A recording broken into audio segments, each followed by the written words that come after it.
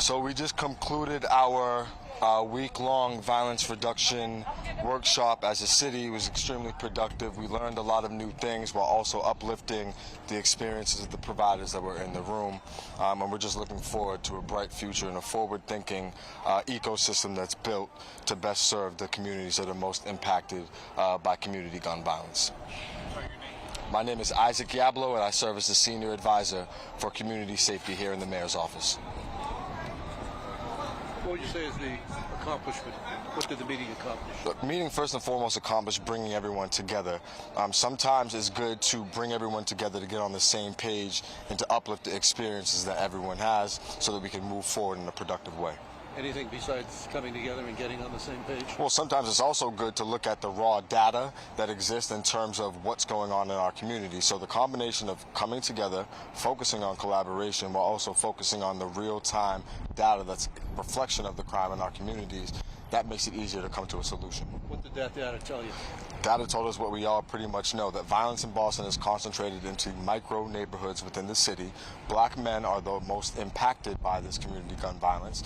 With over 80% of the black men, over 80% of those killed by gun violence last year were black men. So it's important to reinvest into the communities most impacted. What's the solution? The solution is reinvesting into the communities that are most impacted. We do have a lot of short-term solutions in terms of employment opportunities, educational opportunities, mentorship opportunities, but the solution is to address root causes and reinvest into the communities that have been impacted. Money.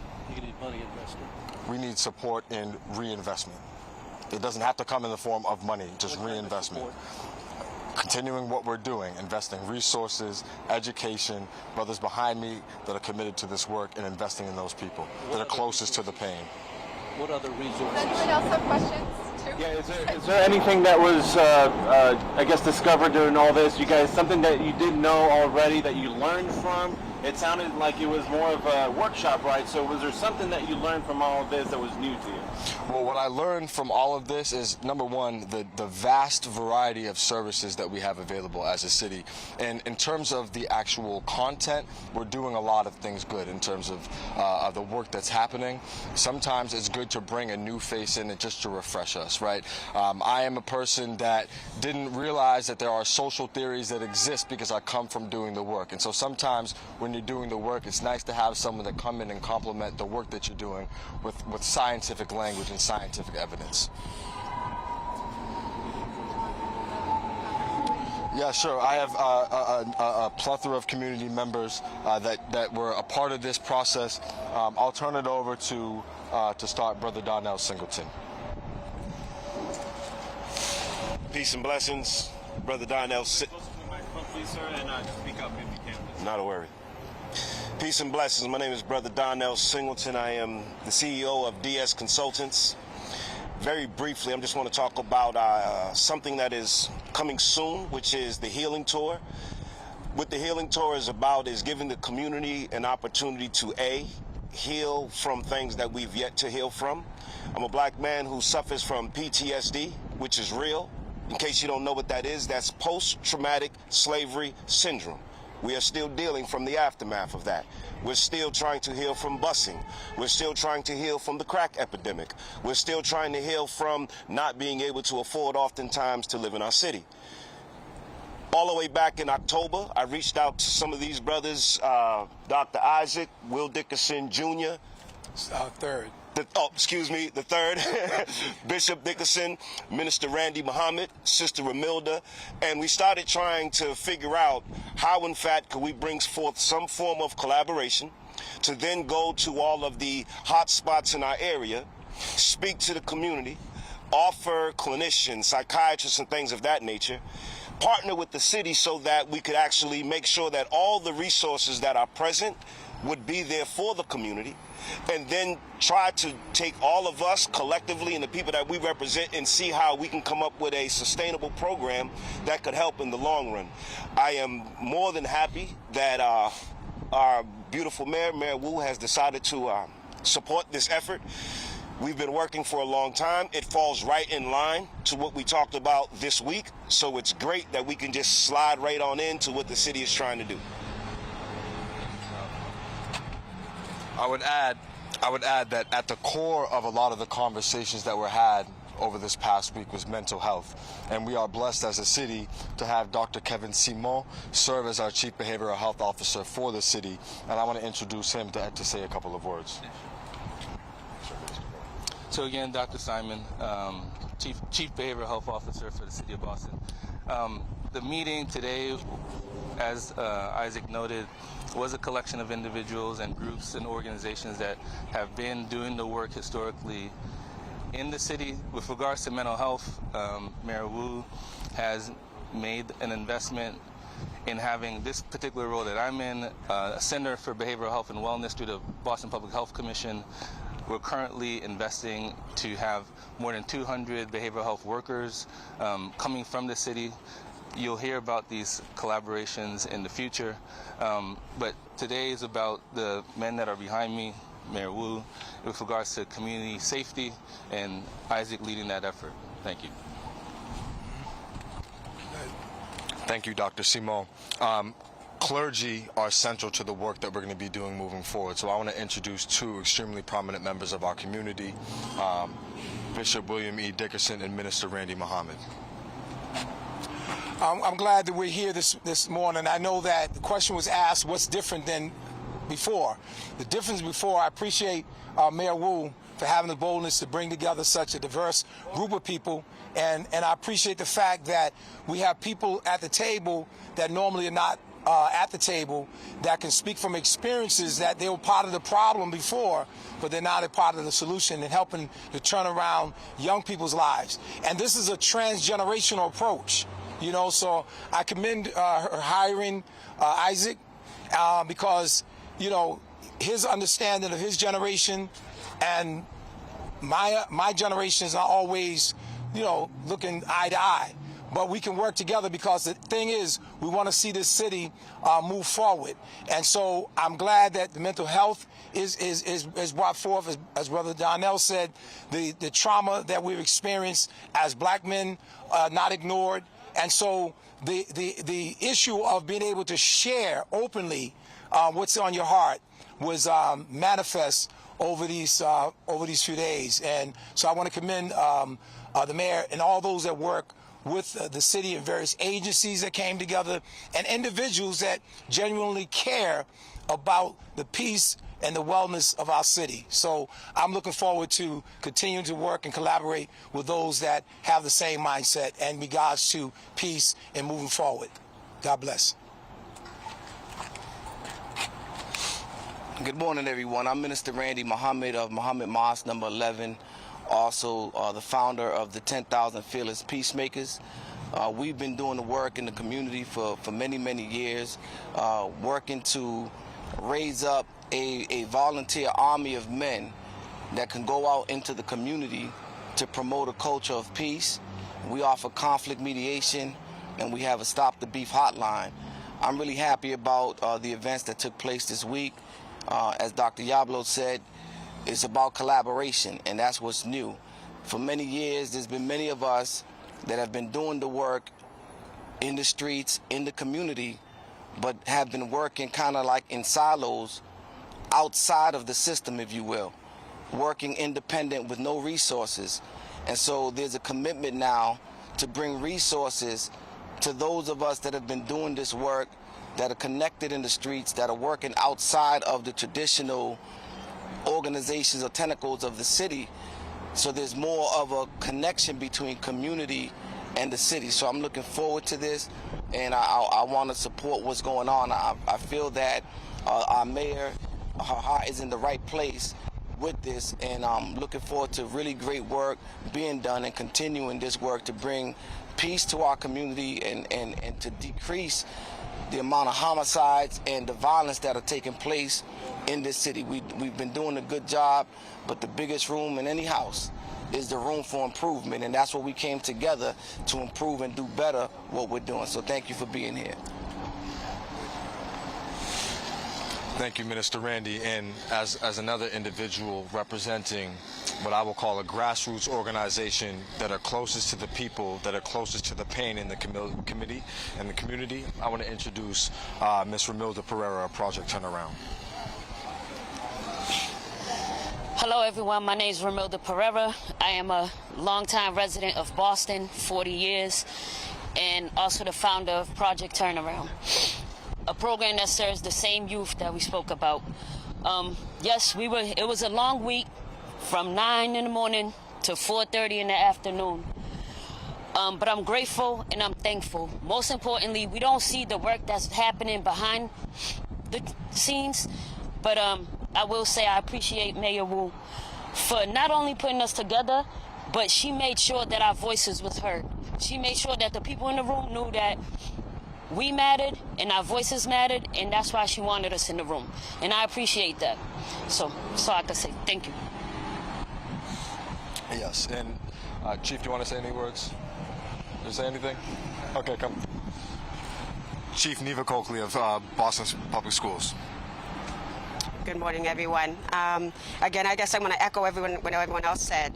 And Boston Public Schools Superintendent Mary Skipper, Mayor Wu, thank you so much. I think a key phrase in our sessions were value, and I think any value that works to make our young people safe in the city of Boston, Boston Public Schools is always going to be included. So it was a great opportunity, a great blessing to be a part of that working group.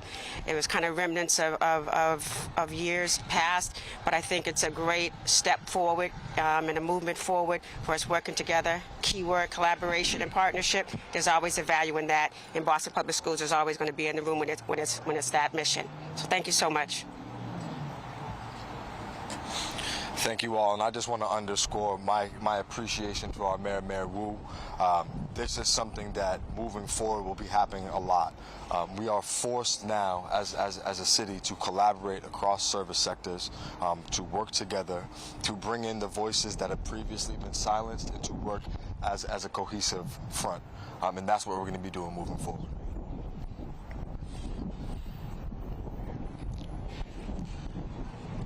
I'll turn it over. Yeah, if there's any last comments, I'll turn it over to you, Mayor. Just my comments are just extreme and deep gratitude for the leadership of Isaac and everyone who's been involved in not only this very intense set of days. As you heard, it was long, packed sessions and some challenging conversations as we reflected on what we've experienced and what we still need to do together. But most importantly, these are people who were with us and in the room today and over the last couple days who have been in the trenches for a very long time. And we are fortunate as a city to see the collaborations and the foundation that's been built, but we are frustrated and ready to see even more. And that's going to require coordination among all of us. It's going to require clear goals, accountability, measuring, holding each other accountable, and having a united sense that this is a priority for the city of Boston.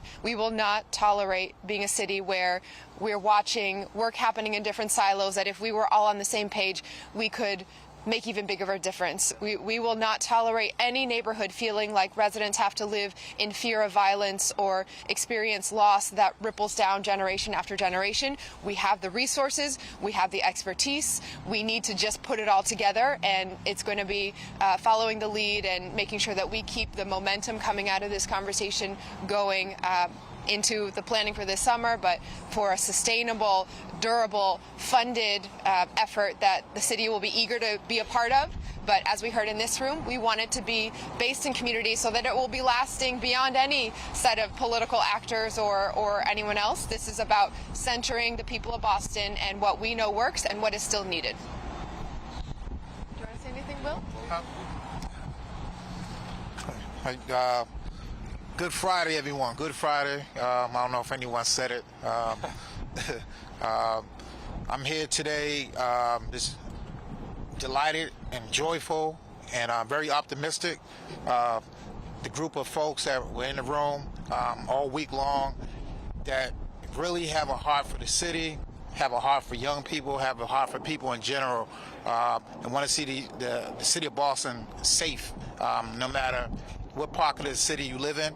I'm the senior advisor for faith-based initiatives, and we you know, all the clergy, no matter what religious denomination or tradition that you represent, everyone's been reaching out. I've been connecting with everyone, and we're ready to work with Senior Advisor Isaac Yablo and really strategizing and diving in all summer to make sure that our streets are safe, our young people are enjoying this summer, and our senior residents are enjoying the parks and the community that they live in.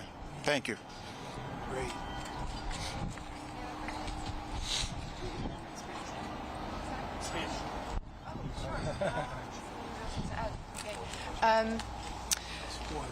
Hoy estamos muy emocionante para la conclusión de unos días de colaboración entre todos los líderes en la comunidad, activistas de la comunidad, de la prevención de violencia, también con miembros de nuestro equipo de el gobierno municipal, estatal, federal y también los expertos de otras agencias. Es un momento de unidad, un momento de determinación de eliminar la violencia en nuestras comunidades y también para garantizar que todos nuestros residentes, cada barrio, cada comunidad tiene todas las oportunidades en nuestra ciudad, con la seguridad pública, pero también con los recursos, carreras conectadas con todas las industrias de nuestra ciudad y nuestro futuro.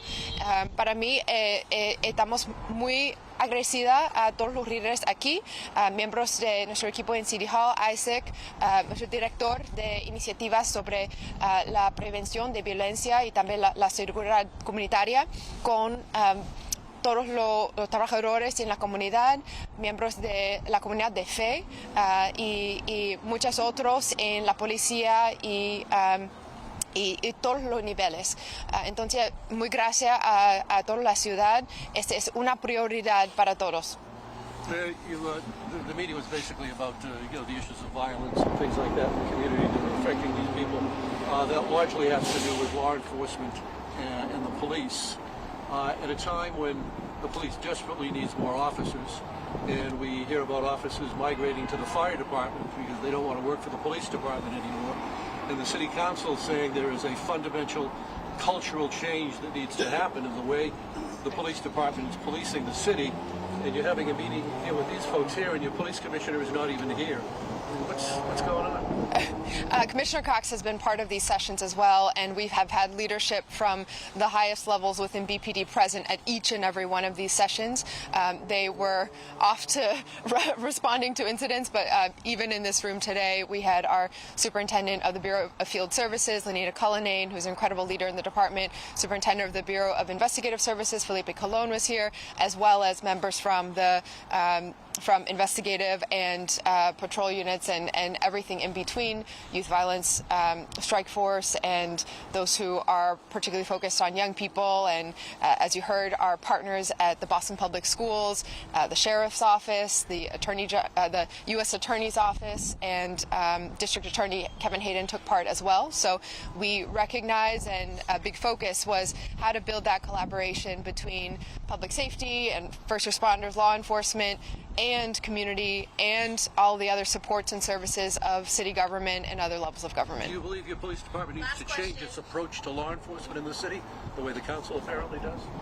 I'm not sure what you're referring to exactly on the council, but we know that community policing has been documented through data, through the experts that we heard from in our community and from across the country over the last set of days, that we are taking the approach that centers the trust of our residents, grounded in data, so we know exactly where to target resources, and built on partnerships with community. That is the approach that has been building Boston's foundation to this date, and that is the approach that we commit ourselves to do even more of, and to deepen and tighten those partnerships even more. What would you add? You're good? Okay. Excuse me, can I just say something? I just want to say something to you. You weren't at any of the meetings. I know you weren't there because I didn't see you, and I was at every one. Right.